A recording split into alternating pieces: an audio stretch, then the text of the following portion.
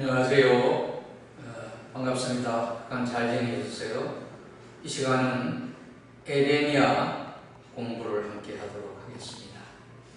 여러분 페이지 8페이지 에레미야 14장에 나오는 6번째 설교 함께 공부하도록 하겠습니다. 유다를 위한 에레미야의 중보 기도가 이제 14장에서부터 시작되는 그런 모습을 보게 됩니다. 에레미야가 왜 중보 기도를 하게 되었을까요? 이 가뭄과 기근에 대한 하나님의 경고를 듣게 되자 에레미야는 하나님 앞에 기도를 하는 모습을 보게 됩니다. 자, 14장에 보면은 가뭄에 대하여 에레미야에게 임한 여호와의 말씀이라.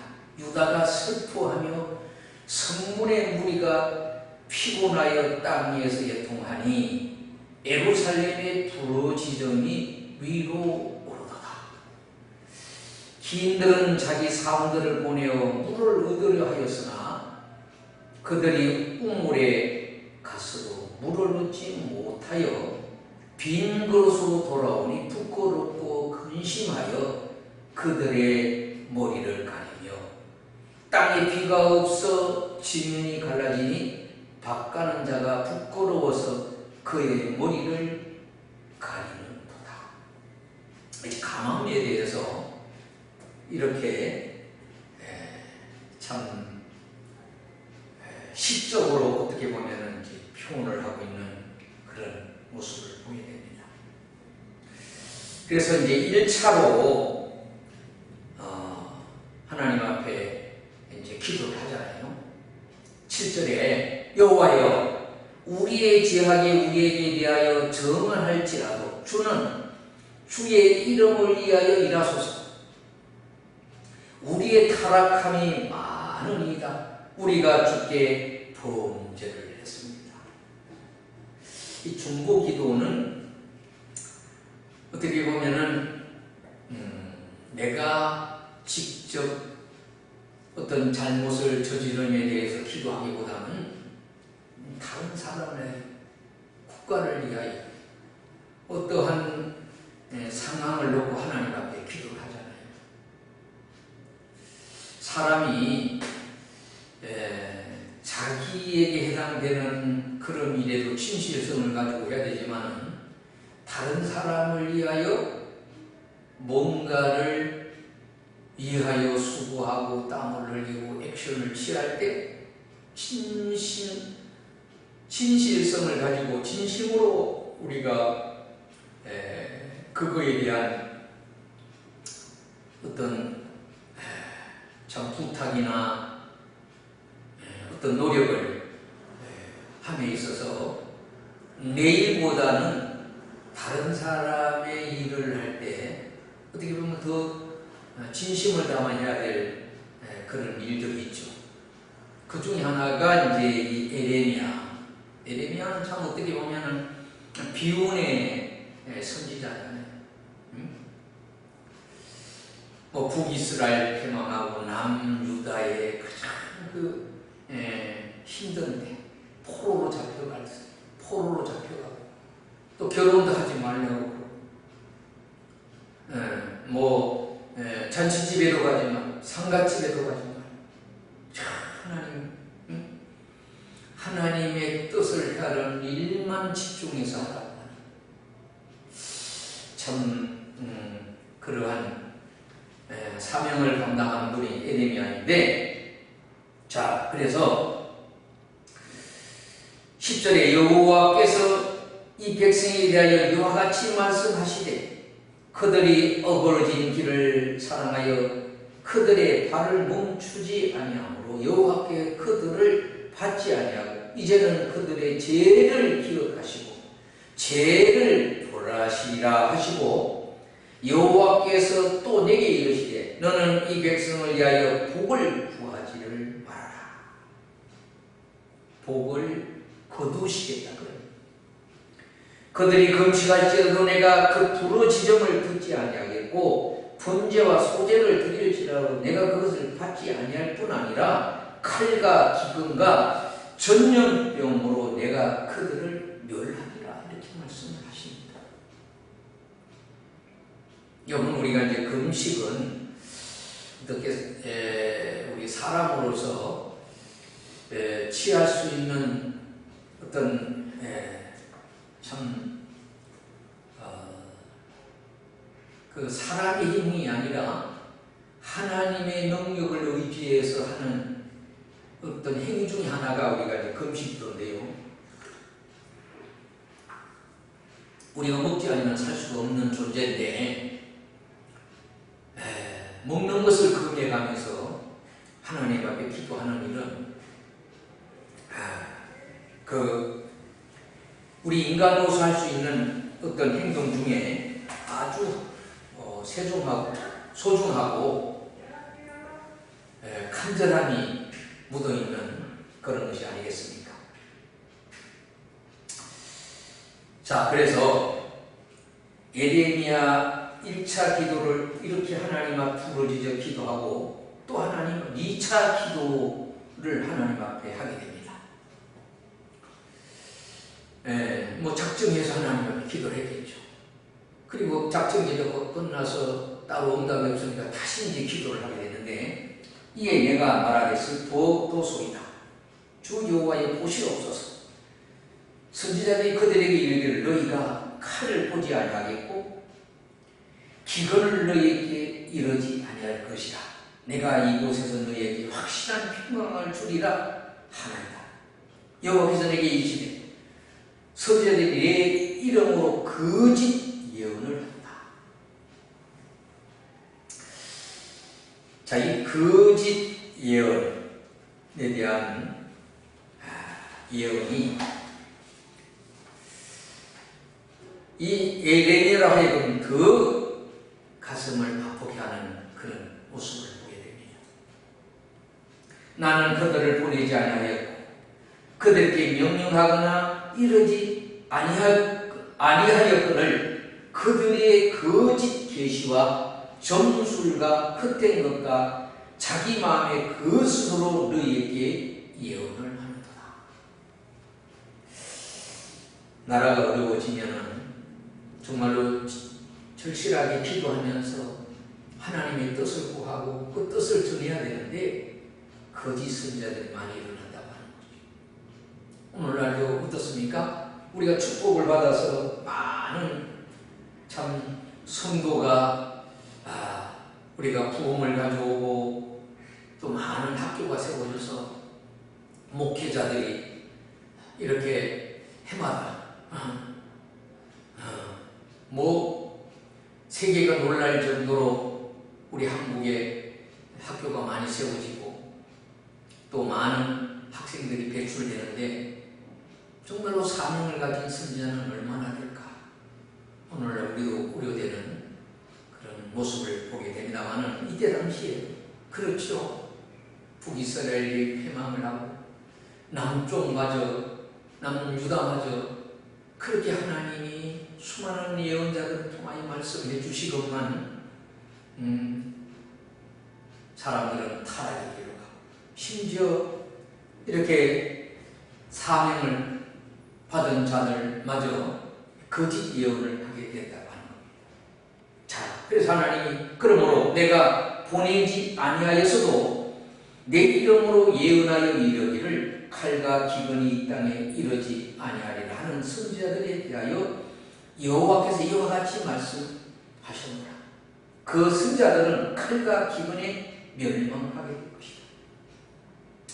그들이 예언을 받은 백성은 기근과 칼로 말미암아 예루살렘 거리에 던져짐을 당할 것이지 그들을 장사할 자가 없을 것이고 그들의 아내와 아들과 딸이 그렇게 되리니 이런 내가 그들의 악을 그 위에 두었다. 너는 이 말로 그들에게 이르라. 내 눈이 밤낮으로 그치지 아니하고 눈물을 흘리니 이는 처녀딸 내 백성이 큰 파멸 중한 상처로 말미암아 망합니다. 내가 들에 나간 저 칼에 죽은 자여 내가 성읍에 들어간 저 길 건너로 병든 자는 선지자나 제사장이나 알지 못하는 땅으로 두루 다니도다. 얼마나 지금 이스라엘 백성들의 상황이 어려운지, 갈 바를 알지 못하고 사망이 온 그리 천지에 가득해서 심지어 장례를 치를 자가 없을 정도로 어렵고, 또 병든 자들, 또 갈 바를 알지 못하는 자들이 당황해서 이리저리 두려워하고 헤매고 있다고 하는 겁니다. 여러분, 지금 이스라엘과 하마스라든지 러시아하고 이렇게 전쟁을 치르는 그런 그 나라들의 소식을 우리가 방송에서 보게 되면은 그 예측 못하는 상황에서 막 미사일이 날아오고 건물이 파괴되고 그런 위험한 상황이 있지만은 의료 시설도 없고 먹거리도 없어서 그렇게 방황하는 그들의 모습을 보지 않습니까? 우리나라도 6.25이라고 하는 사변 때에 그 상황을 우리가 여러 가지 어떤 신문이나 방송이나 또 기념관을 가보면은 어떻게 그 전쟁을 지냈을까? 3년이라고 하는 긴 세월 동안 하나님이 지켜주지 않으면 할 수가 없었겠다, 그런 생각을 갖게 되는 모습을 보게 됩니다. 그래서 에레미야는 이제 세 번째 3차에 다시 기도를 합니다. 19절 이하, 주께서 유다를 온전히 버리시나이까? 주의 심령이 시온을 싫어하시나이까? 어찌하여 우리를 치시고 치료하지 아니하시나이까? 우리가 평강을 바라도 좋을 것이 없고 치료받기를 기다리나 두려움만 보인다고 합니다. 온 천지가 두려움이 가득합니다. 여호와여, 우리의 악과 우리의 조상의 죄악을 인정하시나이까? 우리가 주께 범죄했습니다. 주의 이름 위하여 우리를 미워하지 마옵소서. 주의 영광의 보좌를 욕되게 마옵소서. 주께서 우리와 세우신 언약을 기억하시고 피하지 마옵소서. 이방인이 우상 가운데 능히 비를 내리게 할 자가 있나이까? 하늘이 능히 소나기를 내릴 수 있으리까? 우리 하나님 여호와여, 그리하는 자가 주가 아니시나이까? 그럼 우리가 주를 앙망하오니 주께서 이 모든 것을 만드셨습니다. 하나님 하시는 일, 하나님 돕지 않으면 우리가 뭘 할 수 있겠습니까? 그렇게 기도를 했습니다. 그랬지만 하나님이 응답을 하시지 않은 15장에는 여호와께서 내게 이르시되, 모세와 사무엘이 내 앞에 섰다 할지라도 내 마음은 이 백성을 항할 수가 없다. 그들이 내 앞에서 쫓아내 버리리라. 여러분, 부모님의 책망이나 또 선배들이나 우리가 이제 꾸중을 들을 때에 내쫓는다고 하는 거죠. 쫓아낸다고 하는 거죠. 아담과 하와가 에덴 동산에서 범죄해서 에덴 동산에서 쫓겨남을 당했잖아요. 이런 강야라고 하는 거, 두렵고 험한 곳이고 두려운 곳이다. 우리 세상이 마찬가지예요. 가장 안전하고 편안한 곳이 우리가 두 곳이 있잖아요. 하나는 가정이에요. 우리가 일터에 나가서 일하면서 상처받고 지치고 하는 그런 사람들이 가정에 돌아올 때 안식을 누리는 것이 가정이잖아요. 또 우리가 세상에서, 가정에서 상처 입은 자들이 교회에 나올 때 교회가 안식을 주시는 곳이잖아요. 안식일날 안식에 대한 복을 우리가 주일을 맞이할 때 경험하게 되고 감사하게 되고 찬양하게 되고 영광을 돌리게 되는 것이 우리 주일 예배입니다. 그래서 대예배라는 표현도 쓰게 됩니다만, 자, 그들이 만일 내게 말하기를 우리가 어디로 나아가리요 하거든 너는 그들에게 이르기를 여호와께서 이와 같이 말씀하시니라 죽을 자는 죽음으로 나아가고 칼을 받을 자는 칼로 나아가고 기근을 당할 자는 기근으로 나아가고 포로될 자는 포로됨으로 나아갈지니라 하셨다.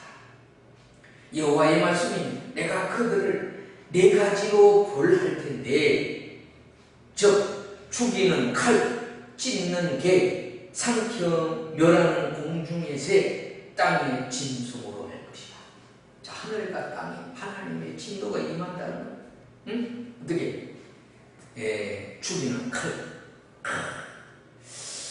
이게 칼이 전쟁에는 어떻습니까? 사람 죽이는 무기 중에 무기가 칼이지 않습니까? 전쟁이 여러 미사일이나 폭탄이나 총으로 갖고 하지만은 최종적으로는 육군이 가서 한 사람 한 사람을 칼로 제압을 하는 것이 그게 이제 전쟁의 이제 승리를 가져오는 것이죠. 그리고 찢는 개, 개 같은 개 표음 중에 그 다음에 삼켜 멸하는 공중의 새. 이러면 새들이 고기를 잡아먹는데도 이렇게 어떻습니까? 이야, 큰 입을 가지고 한번 물었어요. 또 뱀 같은 것도 이 개구리나 뭡니까 거북이 안에 여러 가지 쥐 같은 것도 먹는 거 그냥 한 입에 잡아서 이렇게 삼키잖아요. 녹이잖아요. 참 그 독이 무섭죠. 뱀에게 물리면은 독이 막 몸에 퍼져서 이 죽음을 가져오잖아요. 근데 빨리 독을 빼내고 그렇게 하면은 또 살 수 있는 기회도 되는 모습을 보게 돼요. 또 짐승으로 한다. 과거에는 참 짐승이 두려웠어요. 여러분 삼가 들이 두려운 늑대라든지 너구리, 곰, 호랑이, 사자. 하나님이 말씀대로 우리가 그런 걸 다스리라 하셨잖아요. 이 다스리는 방법이 이제 우리의 가구고 어떤 고문으로 이렇게 시설을 하고 이렇게 해서 지금은 우리가 안전한 그런 모습을 보게 됩니다. 자, 그런 말씀을 이제 하시면서 우리가 이제 16장을 한번 볼 것 같으면은 7째 설교가 나옵니다. 이 독특한 사명에 대해서 이제 말씀을 하시는데 16장 1절을 보겠습니다.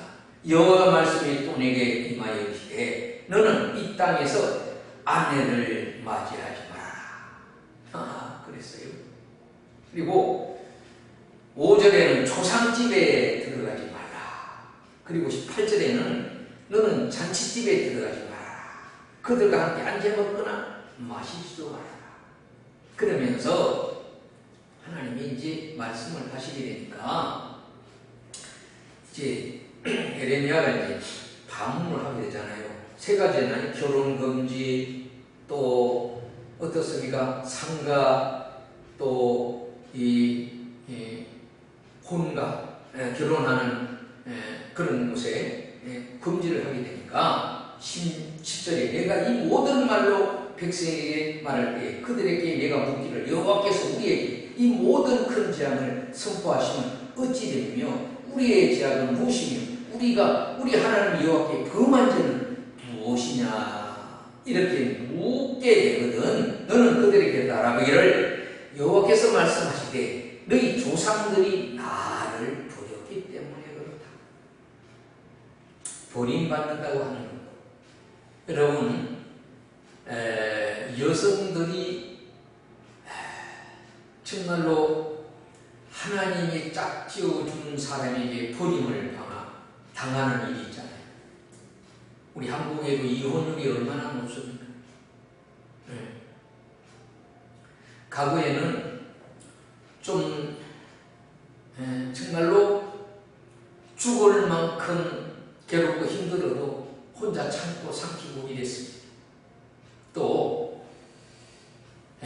너는 시집을 가면은 그 집안에 귀신이 되라.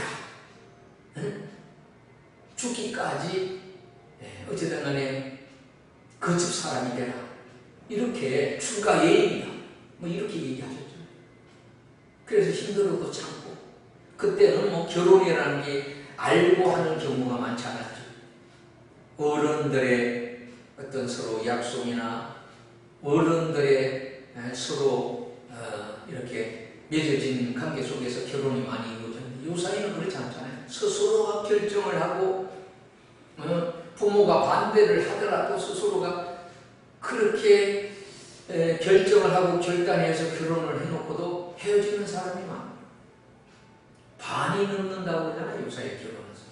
심지어 신혼여행 갔다가 헤어지는 사람들 그렇다고 하니까.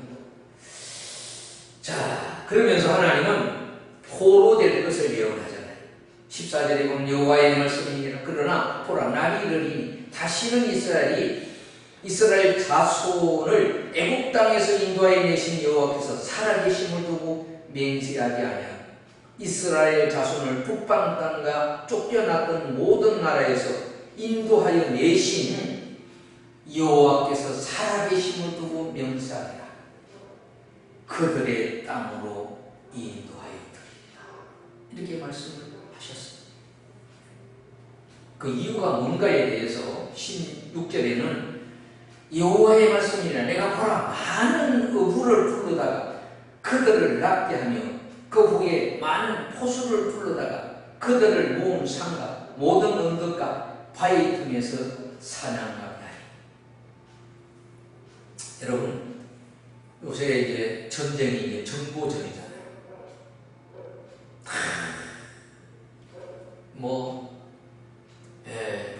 그 과학적인 기술을 가지고 심지어 북한에 일어나는 모든 상황들을 그 잔디밭 속에 숨겨진 골프공 하나까지 이렇게 볼 수 있는 그런 이 과학의 망원경으로 살펴볼 수 있고, 요새 이제 CCTV, 우리나라 거리마다 없는 곳이 없어서 범죄한 자들이 아무리 위장을 하더라도 어떻습니까? 몇 시간 안에 범죄자를 잡기도 하고, 며칠 안에 다. 그래서 도망갈 길이 없답니다. 또 해외를 갈 때는 어떻습니까? 이 출국 정지가 내려서 그렇게 하는 그런 모습을 보게 됩니다. 자, 그래서 이는 내 눈이 그들의 행위를 살펴보므로 그들이 내 얼굴 앞에서 숨기지 못하고 그들의 지약이 내 목전에서 숨기지 못하리라. 내가 우선 그들의 악과 죄를 배나 갚을 것은 그들이 그 미운 물건의 시체로 내 땅을 더럽히며 그들의 가증한 것으로 내 기업에 가득하게 하였습니다. 자, 말세가 되면 일어나는 우리 현상이 배도하고 또 어떻습니까? 이렇게 배신하고 가증한, 하나님 보기에 가증한 일을 행하는 그런 일들이 많다고 합니다. 자, 그래서 유다의 죄와 심판에 대해서 이제 17장에 가서는 얘기를 하는 거예요. 자, 17장을 우리가 가볼 것 같으면은, 유다의 죄는 금강석 끝 철필로 기록되되 그들의 마음판과 그들의 제대한 뿔에 새겨졌다. 그들의 자녀가 높은 언덕 위에 푸른 나무 곁에 있는 제단들과 아세라들을 생각을 하고 있고, 들에 있는 나의 산, 내 온 영토의 죄로 말미암아 내가 내 재산과 모든 보물과 산당들로 노략을 당하게 하리니. 여러분, 우리 동남아에 우상 숭배하는 특별히 불교권에 있는 나라들을 보면요, 우리나라도 대단하죠. 우리나라 사찰들을 볼 것 같으면 좋은 숲 속에, 좋은 환경 속에서 전부 우상으로 덮여 있는 한국 땅이.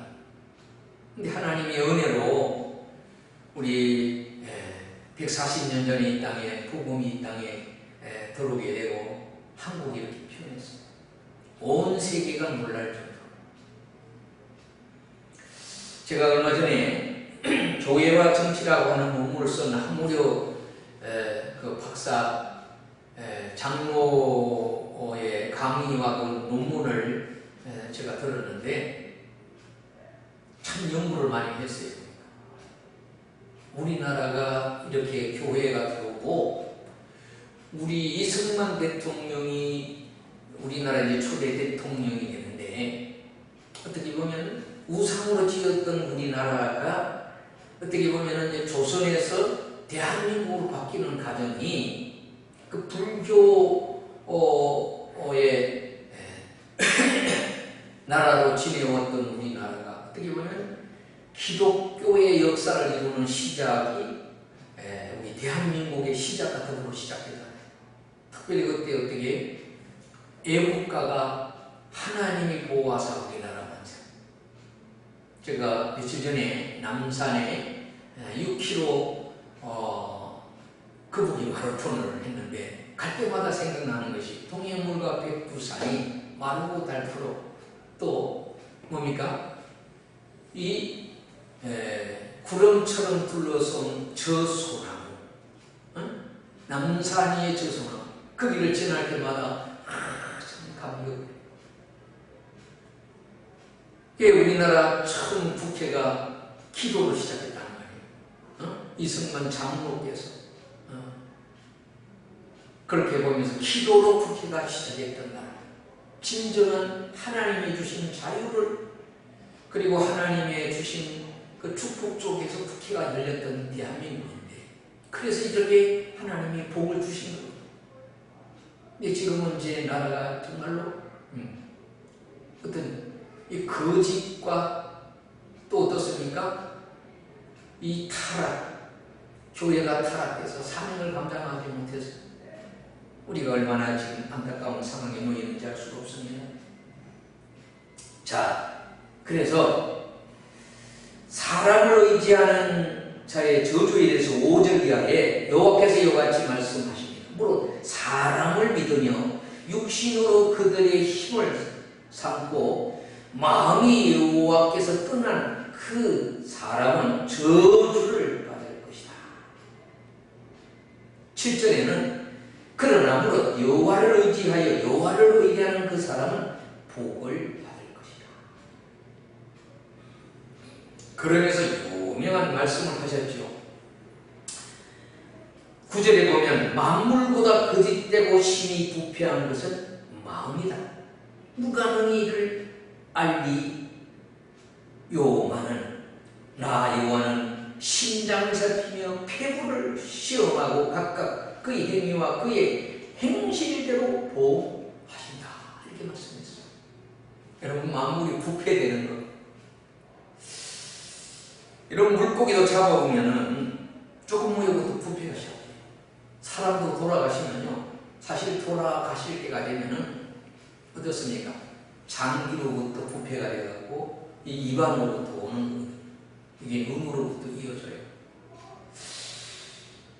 제가 이제 임종을 옆에서 이렇게 지켜보는 일이 있었는데 참 사람이요 순식간에 이 곡기 먹을 것을 제대로 못 드시고 하면요 입안에 곰팡이가 피고 막 이렇게 돼요. 이미 장기가 상해 온 거예요. 그날로 부패가 시작되잖아요. 그래서 우리가 이제 병원으로 옮기게 되는 이런 모습을 보게 되는데, 자, 그래서 에레미야가 이제 다시 하나님 앞에 기도를 합니다. 영원하신 보좌여, 12절입니다. 시작부터 높이 계시며 우리의 성소시며 이스라엘 소망이신 여호와여, 무릇 주를 바라는 자는 다 수치를 당할 것이라. 무릇 여호와를 떠나는 자는 흙의 기록에 되오니 이는 생수에 거느신 여호와를 버립니다. 여호와여, 주는 나의 찬송이시니 나를 고치시고 그리하시면 내가 낫겠나니 나를 구원하시고 그리하시면 내가 구원을 얻으리이다. 에레미야가 너무 절망적이고 안타깝고 하나님의 진노, 하나님이 행하시는 하나님의 심판을 아시기 때문에 너무 안타까워서 어떻게 보면은 그 하나님의 심정을 가지고 하나님의 마음과 뜻을 알면서 백성들을 대변하기도 하고 스스로가 또 그 일에 책임감을 가지고 하나님 앞에 기도를 하는 14절에는 여호와여 주는 나의 찬송이 나를 고치소서 그리하시면 낫겠나요 나를 구원하소서 그리하시면 내가 구원을 얻으리니 보라 그들이 내게 이르기를 여호와의 말씀이 어디 있느냐 이제 임하게 할지어다.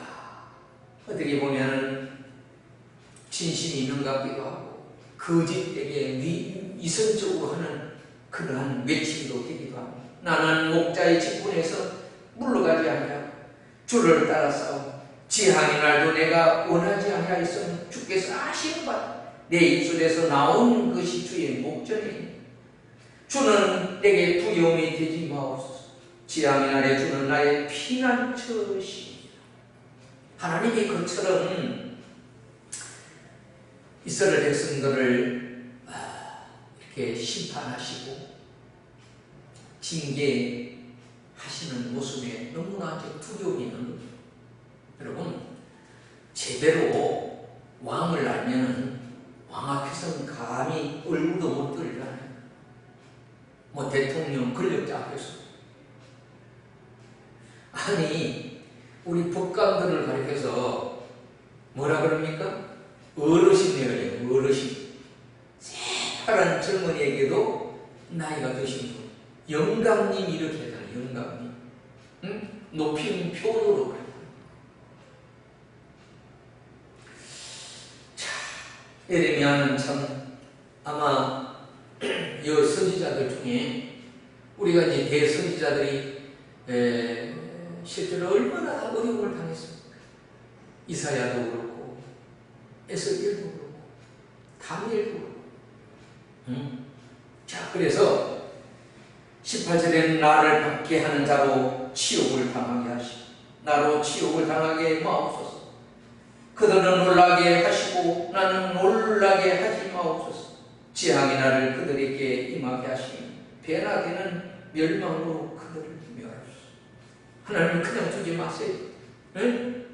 혼내주세요. 그러면서도 또 안타까워서 그렇게 외치게 되는 모습을 보게 됩니다.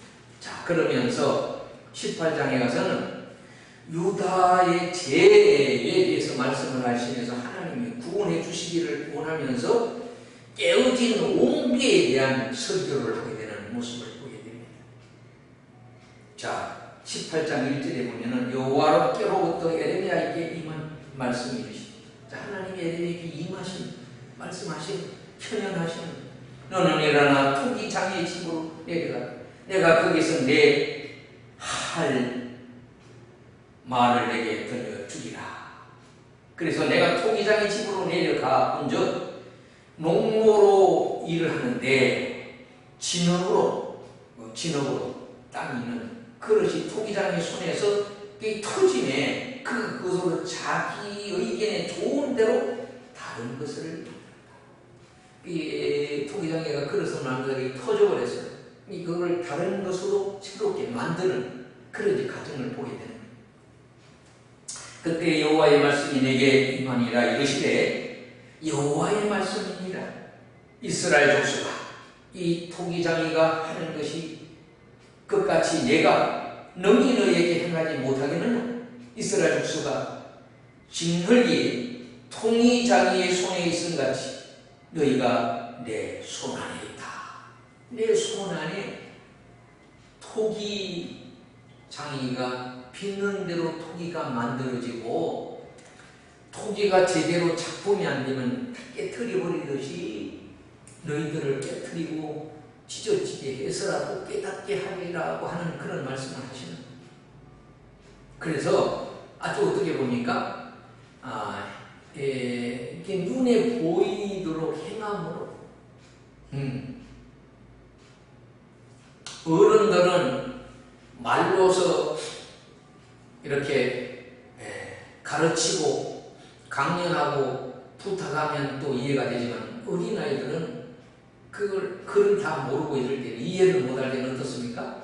그 행함으로, 그림으로, 실물로 가지고 이렇게 특별히 그 유치원들 어린아이들에게는 실물 교육을 하게 되잖아요. 하나님이 이렇게 깨트리면까지 이렇게 시각적으로 보여주시면서 깨우쳐 주시지만 깨닫지 못하게 있는 모습을 보게 돼요. 자, 그때 11절에 보면 이렇게 그러므로 이제 너는 유다 사람들과 예루살렘 주민들에게 말하여 이르기를 여호와의 말씀이 보라 내가 너희에게 지령을 내리며 계책을 세워 너희를 치료하노니 너희는 각기 악한 길에서 돌이켜라. 너희의 길과 행위를 아름답게 하라 하셨다.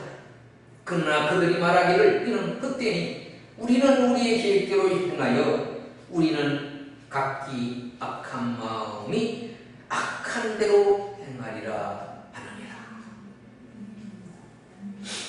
우리가 이제 기성세대가 후배들한테 뭔가 깨우쳐 주려고 얘기를 하잖아요.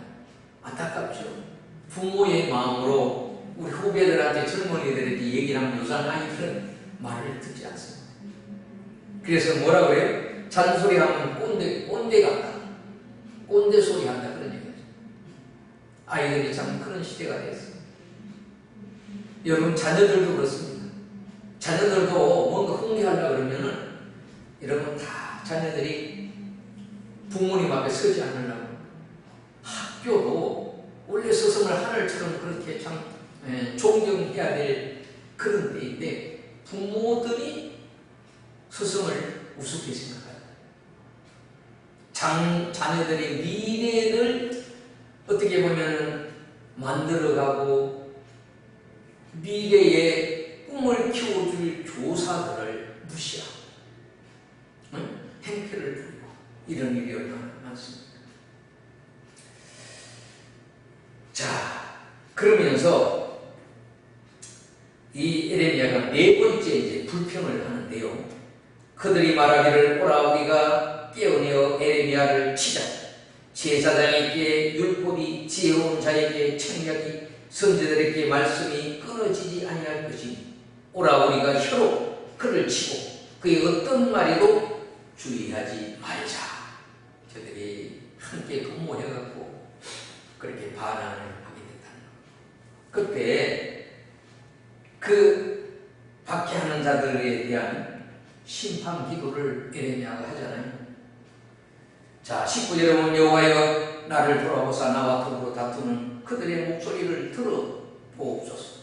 어찌 악으로 선을 갚으니까 그들이 나의 생명을 해하려고 구덩이를 팠습니다. 내가 주의 분노를 그들에게 돌이키려 하고 주의 앞에 서서 그들을 위하여 유할 말을 하는 것을 기억해 주세요.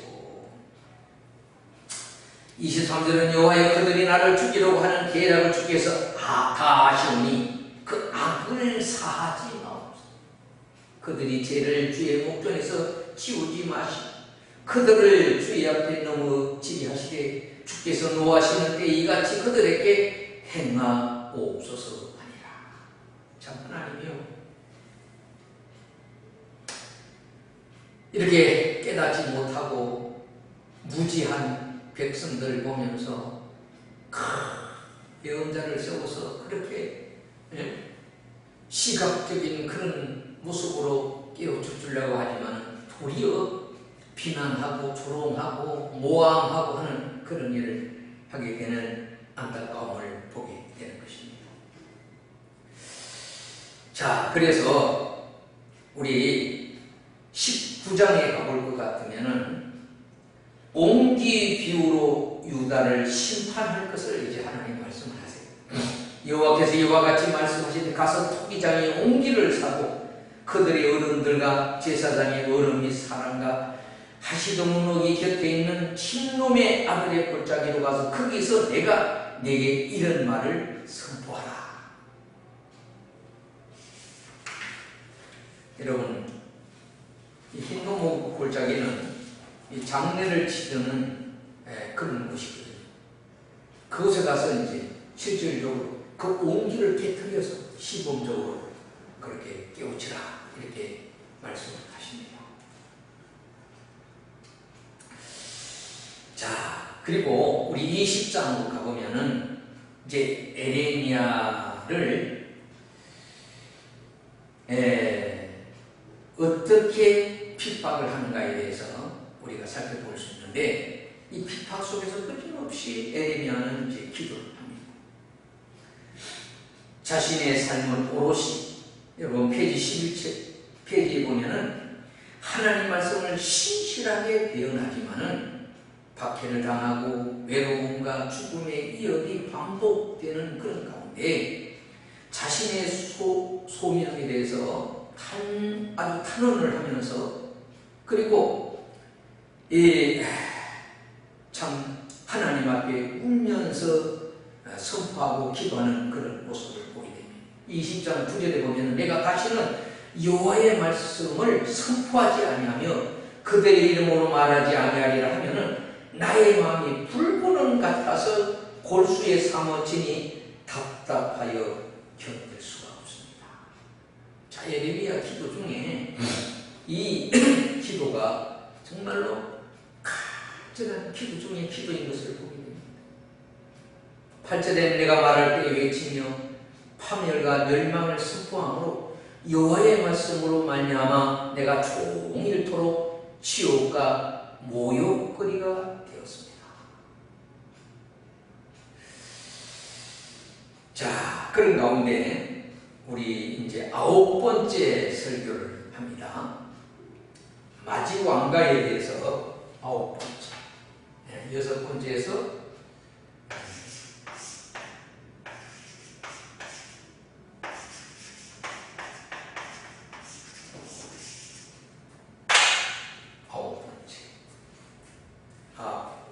거기인가요?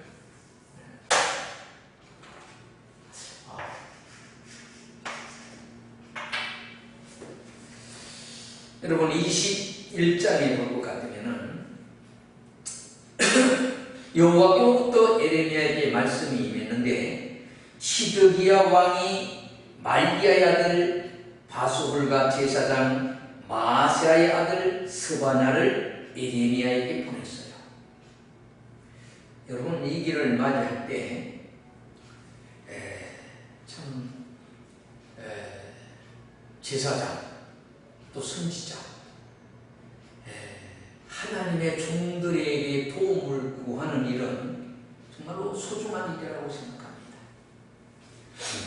우리나라도 역대 대통령들이 선거 때가 되면 어떻습니까? 뭐 절에도 가고 교회를 다 찾습니다. 큰 교회를 찾아서 기도도 받고 세례도 받고 뭐 그렇게라도 하면 좋은 일이라고 생각해요. 제가 아는 우리 역대 대통령들이 그 예언자를 찾아서 기도를 요구한다는 얘기를 들었어요. 또 기도를 했다고 하는 현장에 있었다는 것도 봤습니다. 뭐 간절하죠. 간절하죠. 더군다나 우리 한국의 크리스찬들이 뭐 1천만 정도가 되니까 교회를 찾지 않을 수가 없죠. 선거 때라도 그래도 찾으면 다행이라고 생각합니다. 자, 바벨론의 느부갓네살 왕이 무리를 치니 청컨대 너는 우리를 위하여 여호와께 간구를 해주세요. 여호와께서 혹시 그 모든 기적으로 우리를 도와 행하시면 그가 우리를 떠나리라 이렇게 부탁을 하는 모습을 보게 됩니다. 그때 유다 심판에 대한 예언을 이제 에레미야가 합니다. 에레미야가 그들에게 대답하되 너희는 시드기야에게 이같이 말해라.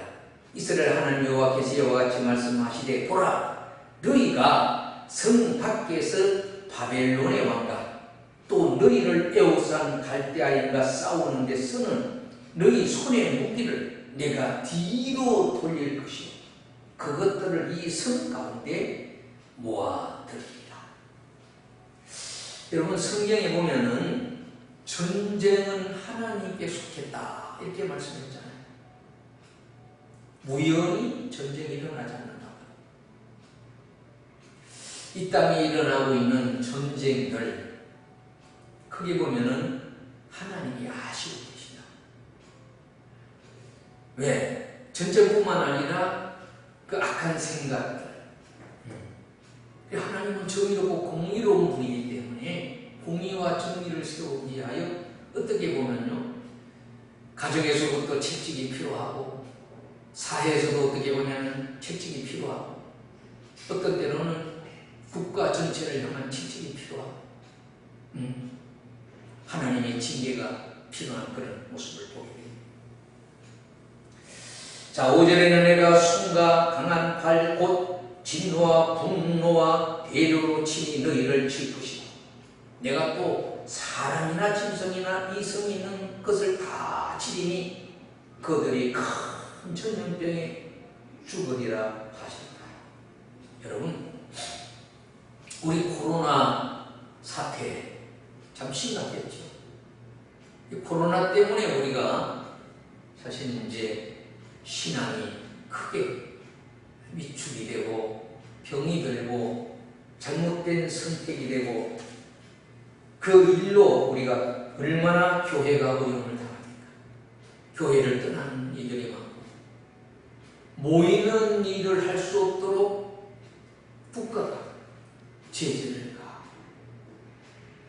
그것을 또 참 반대하고 또 그 지침을 어겼다가 어려움을 당하는 그런 데도 있었던 모습을 보게 됩니다. 자, 그래서